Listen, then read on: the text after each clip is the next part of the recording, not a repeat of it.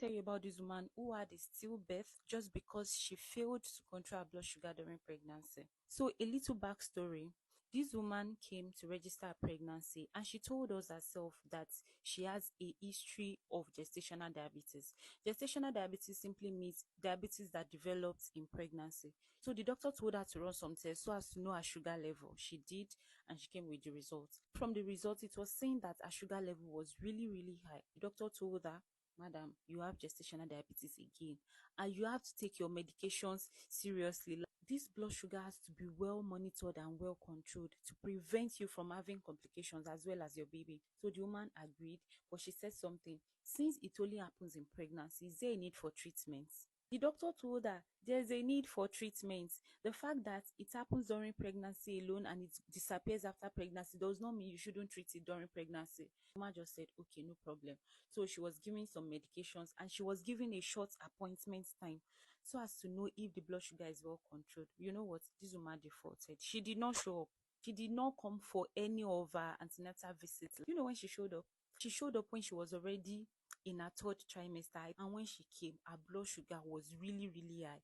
So we asked her, why haven't you been coming? She said she registered at a private hospital in town, so she's been going there. You registered at a private hospital. Didn't they tell you anything about your blood sugar? She said, and they told her, they gave her some medications, but she just felt it was not necessary. What is not necessary? So they just gave her the medications and they referred her because it was really high. So they referred her to the endocrinologist for proper management. This woman did not go to see the endocrinologist. She still did not take her drugs. You know what happened? She came the following week to say, hey, she was not feeling fetal movements. And by the time the doctors tried to listen to the fetal heart rates, nothing was heard. The baby was gone. What people don't know is that diabetes in pregnancy has a whole lot of complications, especially if the blood sugar is not well controlled. You can pause the video to read the complications.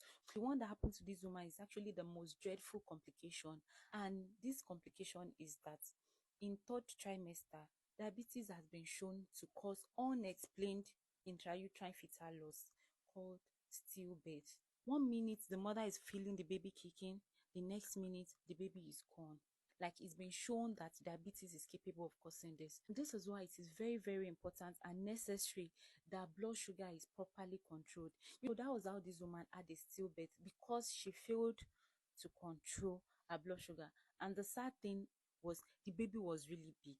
The baby was really big that she couldn't even expel the baby herself. So she had to do a CS. So I'm trying to beg all mothers, all pregnant women, if you have diabetes in pregnancy, it's not a death sentence. Your baby will be fine. You will be fine, but you need to control your blood sugar.